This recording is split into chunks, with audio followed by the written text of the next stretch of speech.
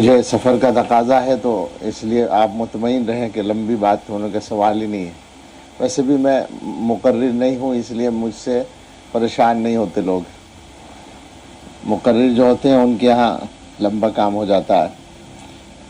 لیکن جب علماء یا فضلاء مخاطب کرنے کے لیے مل جائیں تو جو بات کہی جائے گی وہ ضروری ہی ہوگی. یہ آپ ذہن میں رکھیں، رسم ادا کرنے کے لیے نہیں ہوگی. رسم ادا کرنے کے لیے تو الحمدللہ کہیں بھی کوئی بھی بات نہیں کی جاتی، لیکن آپ لوگ چونکہ خلاصہ ہیں اس لیے آپ سے جو بات ہے وہ بہت اہم ہے، کبھی بھی ہو اور کہیں بھی ہو. وہ یہ کہ ذمہ داری سمجھ کر چلنے کی ضرورت ہے. آج وہاں پر میں نے جو بیان میں لا یزال اللہ یغرس فی ھذا الدین غرسا یستعملہم فی طاعتی، اس حدیث کی روشنی میں عرض کیا کہ یہ جو طاعت کے لیے اللہ تعالیٰ استعمال کرتے ہیں اس کے مختلف دائرے ہیں. ایک دائرہ دین کے غلبے کو واضح کرنے کا ہے، لیظہرہ علی الدین کلہ. ایک دائرہ دین کی اور علوم دین کی حفاظت کا ہے، انا نحن نزلنا الذکر وانا لہ لحافظون. ایک دائرہ دفاع کا ہے، یحمل ھذا العلم من کل خلف عدولہ ینفون عنہ تحریف الغالین وانتحال المبتلین وتأویل الجاہلین. آپ سب سمجھ گئے میں جو کہنا چاہتا ہوں کہ اللہ تعالیٰ گویا جن لوگوں کو تیار کرتے ہیں ان سے یہ کام لینا اللہ کی مرضی ہے، اللہ کی رضا اس میں ہے کہ وہ یہ کام کریں. مجھے علماء سے بات کرتے ہوئے ایک حدیث یاد آتی ہے، کس درجے کی ہے یہ تو ذہن میں نہیں ہے، لیکن حدیث میں یہ لفظ آیا ہے کہ کانت بنو اسرائیل تسوسہم الانبیاء، بنی اسرائیل کی رہنمائی انبیاء کے ہاتھ میں تھی. ساسا یسوسو سیاستن، تدبیر کرنا. لفظی معنی تو یہ ہے، وہی سیاست جس کو ہم اردو میں بھی سیاست کہتے ہیں اور جس کو اردو میں ہم قیادت کہہ سکتے ہیں. تو بنی اسرائیل کی قیادت انبیاء کرتے تھے. کلما ہلاک نبی خلفہ نبی، ایک نبی گئے دوسرے آ گئے. وَإِنَّهُ لَا نَبِيَّ بَعْدِي، میرے بعد کوئی نبی نہیں ہے، حضور علیہ الصلوۃ والسلام یہ فرما رہے ہیں. اس حدیث کا اگلا مضمون جو ہے اس میں یہ ہے کہ وَسَيَكُونُ خُلَفَاءُ فَيَكْثُرُونَ، خلفاء ہوں گے اور بہت سارے ہوں گے. صحابہ نے پوچھا فَمَا تَأْمُرُنَا فِيهَا یا رسول اللہ، کیا حکم ہے؟ فرمایا فو وفا فی فو بیعت الاول فالاول واعطوہم حقہم فإن اللہ تعالی سائلہم عما استرعاہم. ان کی جو ذمہ داری اللہ ان سے پوچھے گا، تم اپنے حصے کا کام کرو، بیعت کی وفاداری پوری کرو، عہد پورا کرو. یہ مضمون تو دوسری طرف چلا گیا. حضور علیہ الصلوۃ والسلام کا منشا یہ تھا کہ انبیاء کی قیادت ختم ہو گئی میرے بعد، اب جانشینوں کی قیادت ہوگی. اب وہاں جو خلفاء کا لفظ ہے اس سے نکلے گا ایک دوسرا مضمون. ذرا علماء توجہ فرمائیں اگر مجھ سے کوئی غلطی ہو رہی ہو، چونکہ میں نے یہ کچھ پڑھا ہے کچھ سمجھا ہے کہ امت میں حضور علیہ الصلوۃ والسلام کی اطلاع کے مطابق، خبر کے مطابق خلفاء ہوں گے. چنانچہ خلفاء ہوئے. شروع میں جو خلفاء ہیں وہ گویا دین اور دنیا دونوں کے رہنما ہیں، خلفاء راشدین رضی اللہ تعالیٰ عنہم، اور ان کے بعد بھی بہت سے خلفاء. لیکن کچھ خلفاء اسی دور کے بعد ابتدائی زمانوں میں اس انداز کے ہو گئے کہ وہ دنیاوی تدبیر کے لیے تو ذمہ دار تھے، دینی امور کے وہ ذمہ دار نہیں رہے. تو وہاں جا کر خلافت کے دو حصے ہو گئے. ایک خلافت رہ گئی حکام کے ہاتھ میں اور ایک خلافت آ گئی علماء کے ہاتھ میں. یعنی اس کو آپ کہہ سکتے ہیں حضرت معاویہ رضی اللہ عنہ کے بعد ایسا ہو گیا، یا یہ کہ پھر ایک وقفہ گزرنے کے بعد عمر بن عبدالعزیز کے زمانے میں یکجا ہو گئی، پھر تقسیم ہو گئی. لیکن ایک سلسلہ بدل گیا کہ جن کے ہاتھ میں اقتدار تھا وہ گویا تدبیر دنیاوی کے ذمہ دار بن گئے اور باقی امور کی ذمہ داری علماء پہ آ گئی. اچھا یہ مضمون تو اتنا لمبا ہے کہ آپ اس میں مطالعہ کریں. میں نے تو چھیڑا ہے ایک بات، ایک سوال آپ کے ذہنوں میں ڈالا ہے تاکہ آپ اس پر پڑھیں. لیکن ہم ادھر آتے ہیں کہ وہ اس زمانے کا جب ہم تصور کر رہے ہیں تو اس میں حکومت اسلامی ہے، حکومت مسلم بھی ہے اور بڑی حد تک اسلامی بھی ہے. ظاہر ہے کہ وہ کیسے بھی تھے. مثلاً یزید کو آپ کچھ بھی کہہ لیں، امامت یزید ہی کرتا تھا نمازوں کی. حجاج کو آپ کچھ بھی کہیں، نماز حجاج ہی پڑھاتا تھا. اس زمانے میں یہ تصور نہیں تھا کہ وہ اگر اس معیار پہ نہیں ہے تو وہ اس درجے گر جائیں گے جیسے آج کا کوئی حکمراں ہے. ایسا تصور نہیں ہے. تو اسلام، اور پھر یہ کہ علماء کو موقع تھا کہ وہ ٹوک سکتے تھے کہ تم یہ قانون جو بنا رہے ہو شریعت کے خلاف ہے. وہ ٹوکتے تھے، وہ مداخلت کرتے تھے. اس کے بعد ایک وقت آیا کہ حکومتوں میں بھی گراوٹ آ گئی. ایک قسم اور بن گئی ممالک کی. وہ ممالک ہیں جہاں مسلم حکومت ہی نہیں ہے. اس زمانے میں بھی تھی، لیکن جب تک خلافت کا ادارہ قائم رہا تو اس زمانے میں یہ پہلو اتنا اہم نہیں تھا، اس لیے کہ خلافت کو مرکزیت حاصل تھی. ہندوستان میں آپ نے پڑھا ہوگا کہ سلطان ٹیپو رحمۃ اللہ علیہ نے اپنی حکومت یہاں قائم کی تو انہوں نے اپنے لیے پروانہ حکمرانی خلیفہ ترکی سے منگایا. وہاں بھیجا اپنے نمائندوں کو، اور ان سے ایک پروانہ منگایا تاکہ ہمارا خلافت سے براہ راست رابطہ ہو جائے. لیکن اس کے بعد یہ سلسلہ ختم ہے. تو اب گویا دو قسم کے ممالک ہیں. ایک وہ ہیں جہاں مسلم حکومتیں ہیں، ایک وہ ہیں جہاں مسلم حکومتیں نہیں ہیں. جہاں مسلم حکومتیں ہیں وہاں کے حالات الگ ہیں. علماء کو وہاں بھی ضرورت ہے، لیکن وہاں معاملہ دوسرا چل رہا ہے، آپ جانتے ہیں. جہاں مسلم حکومتیں نہیں ہیں وہاں مسلمانوں کی جو گویا سیاست، جو حدیث میں لفظ آیا تھا، یا قیادت، وہ مکمل علماء کے ذمہ ہے. یہ الگ بات ہے کہ علماء کو اس پوری قیادت کے عملی طور پر نافذ کرنے کا موقع نہیں ہے. جیسے ایک زمانے میں امارت شریعہ قائم کرنے کی بحث تھی. آج بھی امارت شریعہ قائم ہے مگر وہ محدود ہے، بہت محدود ہے. جب پہلے بحث چل رہی تھی حضرت شیخ الاسلام کے زمانے میں تو وہاں یہ مسئلہ تھا کہ قوت نافذہ کہاں ہے، قوت منفذہ کہاں ہے. اور ایک میٹنگ غالباً سہارنپور میں ہو رہی تھی تو سہارنپور کے مفتی حضرت مولانا مفتی سعید احمد صاحب رحمۃ اللہ علیہ، مفتی مظفر صاحب کے والد، وہ اختلاف کر رہے تھے. ادھر سے بھی رائے دی جا رہی تھی. تو مجاہد ملت رحمۃ اللہ علیہ نے ایک موقع پر ایک گفتگو میں ایک موڑ آیا تو مجاہد ملت نے فرمایا انہیں چھوڑو، قائم کر لو. تو حضرت شیخ الاسلام نے فرمایا کہ نہیں، یہ نہیں ہوگا، دلیل کا جواب دو، ان کو مطمئن کرو. ایسے نہیں ہم کریں گے کہ ہمارا ایک مفتی اختلاف کر رہا ہے اور ہم بنا کے بیٹھ جائیں، یہ نہیں ہوگا، دلیل سے جواب دو. تو میرے کہنے کا مطلب ہے کہ کوششیں یہ جو ہوتی ہیں اس طرح کی، یا اب بھی جیسے ایک ادارہ ڈھیلا ڈالا قائم ہے امارت شریعہ کے نام سے جو حضرت مولانا اسد مدنی رحمۃ اللہ علیہ نے قائم کر دیا، تو یہ کیا ہے؟ یہ اسی احساس کا نتیجہ ہے کہ علماء یہ سوچتے ہیں کہ اس امت کی قیادت ہمارے ذمہ ہے. اب میں اور اس کو اپنے ماحول کی طرف لاؤں مضمون کو، تو وہی بات آئے گی کہ دنیا کے معاملات میں ہمارے ہاتھ ہی میں نہیں ہیں زیادہ چیزیں، لہٰذا وہ تو ہم نے معاہدے کے تحت حکومت کے حوالے چھوڑ رکھی ہیں اور اس میں مسائل بھی ہیں اور سب کچھ ہے، وہ معلوم ہے. لیکن جو باقی رہ گیا حصہ وہ تو اب بھی ہمارے ہاتھ میں ہے. وہ دینی قیادت ہے، وہ دینی رہنمائی ہے. تو وہ یہ کام کرنا جو ہے یہ آپ کی ذمہ داری ہے. مدرسے جو ہیں ان کی معنویت یہی ہے، مدرسوں کے وجود کی ضرورت یہی ہے ہمارے پاس کہ اس امت کو دینی رہنمائی کرنے کے لیے افراد ملتے رہیں. تو اب اس میں سے دو مضمون نکلیں گے، پتہ نہیں لمبی ہو گئی بات، کہ ایک تو یہ کہ آپ کو اپنی گویا اہمیت کا اندازہ ہونا چاہیے. یعنی آپ یہ محسوس کریں کہ آپ اس قوم کا کوئی فالتو حصہ نہیں ہیں، بلکہ لازمی اور کہنا چاہیے محتاج الیہ حصہ ہیں. یعنی اس قوم کو آپ کی ضرورت ہے. محتاج الیہ ہونے کا یہ مطلب نہیں کہ ہم اپنا دماغ خراب کر لیں کہ قوم ہماری محتاج ہے. وہ تو اللہ کی محتاج ہے سب، اور اللہ تعالیٰ جس سے کام لے اللہ کا احسان ہے. لیکن کم از کم خود اعتمادی اتنی تو ہو کہ آپ یہ سمجھیں کہ ہم جو ہیں وہ ضرورت ہیں اور ہم جو کام کر رہے ہیں وہ ضروری ہیں. ایک پہلو تو یہ نکلے گا، اور دوسرا یہ نکلے گا کہ جب یہ مقام ہے تو ذمہ داری بڑی ہے، لہٰذا اس کے لیے محنت بھی بڑی چاہیے. یہ نقطہ یہاں آ کر ختم ہوتا ہے ہمارا کہ آپ سے جو مطالبہ ہے وہ محنت کا ہے. محنت محنت محنت، بس اس کے علاوہ کوئی کام نہیں.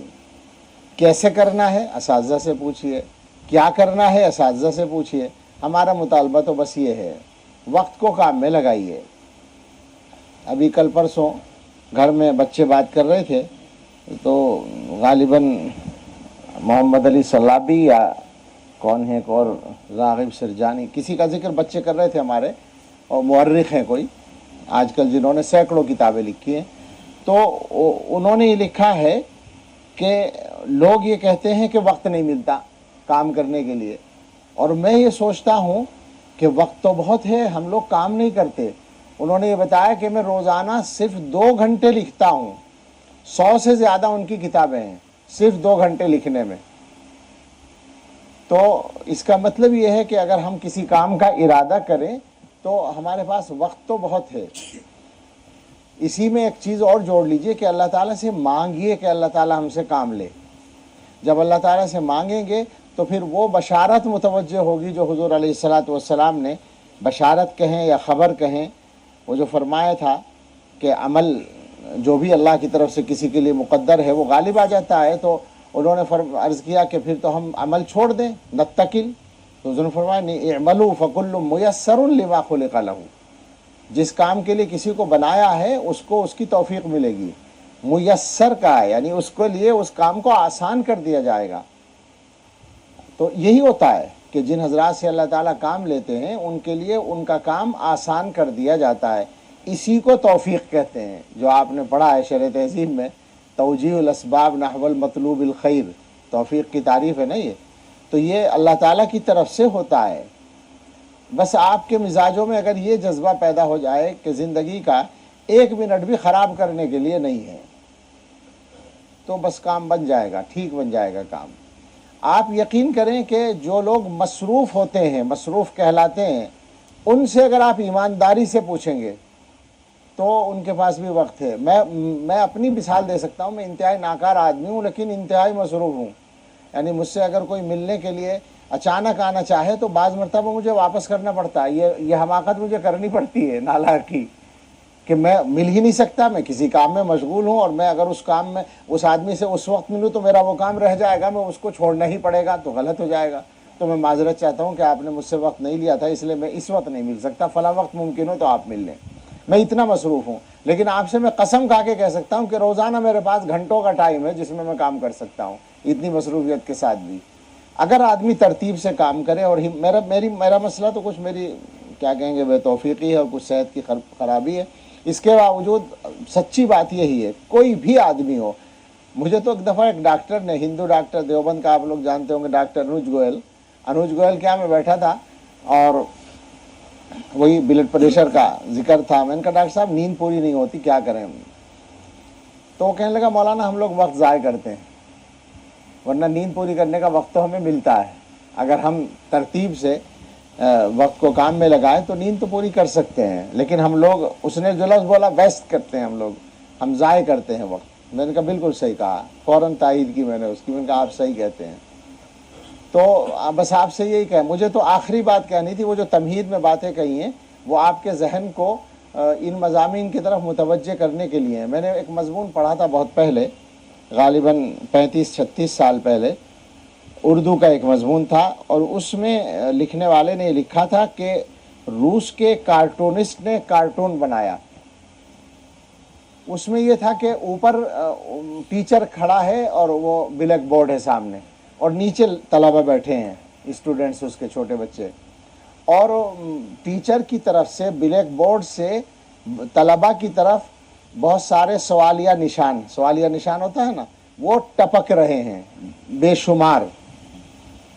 पैगाम ये था कि उस्ताद का जो काम है वो तलबा के जहनों को मालूमात से भरना नहीं है, सवालात से भरना है।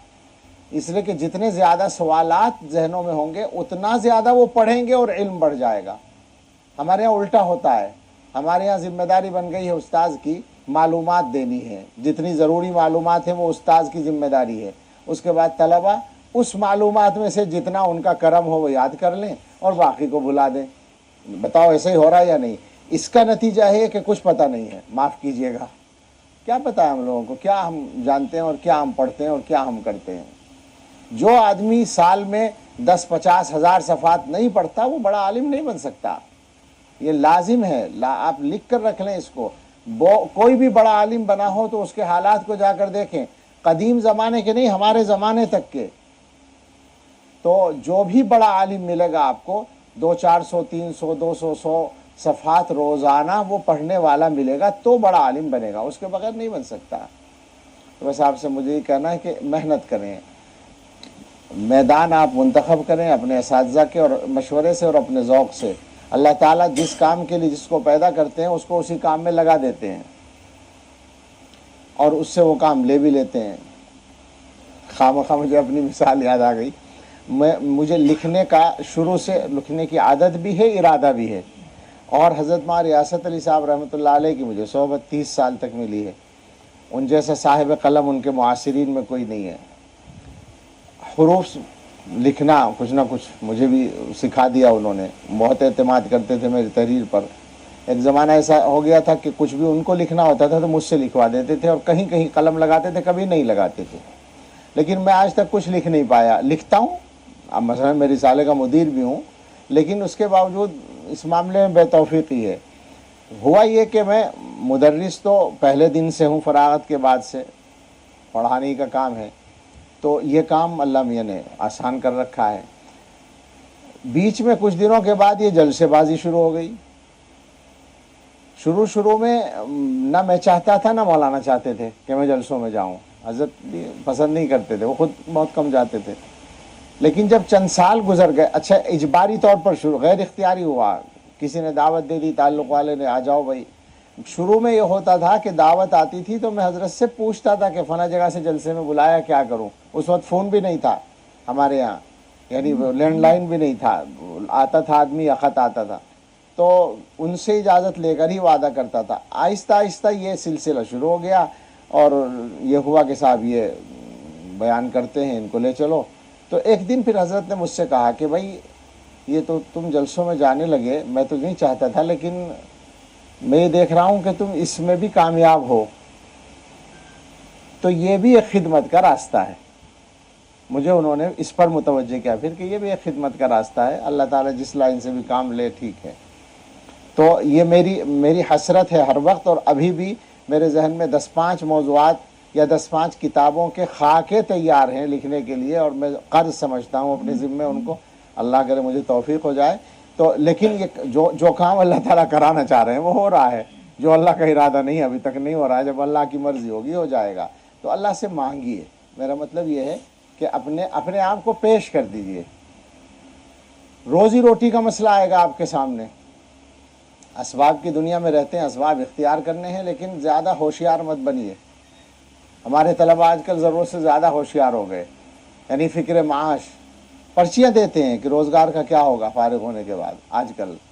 تو یہ چلنے والی بات نہیں۔ یہ بیٹھے ہیں، یہ بہت پرانے لوگ نہیں ہیں، میں بھی بہت پرانے، ہم تھوڑے فرق سے۔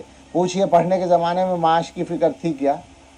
کبھی سوچتے تھے کہ صاحب کیا تنخواہ ملے گی اور اس تنخواہ سے گھر کا خرچ چلے گا؟ یہ ہمارے سوچ کے خانے میں تھا ہی نہیں۔ اور آج چہاروں کا طالب علم پریشان ہے کہ فراغت کے بعد روزگار کا کیا ہوگا۔ یہ ذہنیت بدلی ہے یا بدلی گئی ہے؟ اس میں مجھے کچھ لوگوں سے شکایت ہے، میں نام نہیں لوں گا، لیکن میرے ذہن میں جب سے میں پڑھاتا ہوں اس وقت سے تو مدرسوں کا سب کچھ ہے میرے سامنے، اور میرا مزاج ہے باریکی سے تبدیلیوں کو محسوس کرنے کا۔ تو میں جانتا ہوں کہ کچھ لوگوں نے ذہن بنایا بھی ہے، وہ مجرم ہیں اس کے، انہوں نے ذہن بدلا بھی ہے، ہمارے مدارس کے اندر محنت کی ہے اس کام کے لیے، مختلف چیزیں ہیں، لیکن یہ کوئی ایسی بات نہیں ہے۔ آپ جائز طریقے سے سبب اختیار کر سکتے ہیں روزگار کے لیے، بہت اچھا ہے، لیکن اس خدمت کا لحاظ رکھیں، اس کو کرنے کے ساتھ آپ کچھ کر سکیں تو کریں، ورنہ اللہ کے حوالے کریں، اللہ میاں بھوکا نہیں رکھے گا، کام چلا ہی دے گا۔ اور پہلے دن کوئی بھی مالدار نہیں بنتا، جو صرف معاش کو مشن بنا لیتے ہیں ان کو بھی سیٹ ہونے میں 10-20 سال لگ جاتے ہیں۔ میں نے نہیں دیکھا کہ کوئی تاجر جو ہے پہلے ہی سال میں سیٹھ جی بن جائے، اللہ ماشاءاللہ اتفاقی کبھی اللہ کی طرف سے ہوتا ہے، 10-20 سال میں مولویوں کا کام بھی ٹھیک ہو جاتا ہے۔ اس لیے گھبراؤ مت، کام کرو اور دین کو اپنا مقصد بناؤ، اللہ آسانی دے، اللہ آپ سے کام لے۔ Thanks for watching. Don't forget to like, comment, share and subscribe to Al Wahid channel.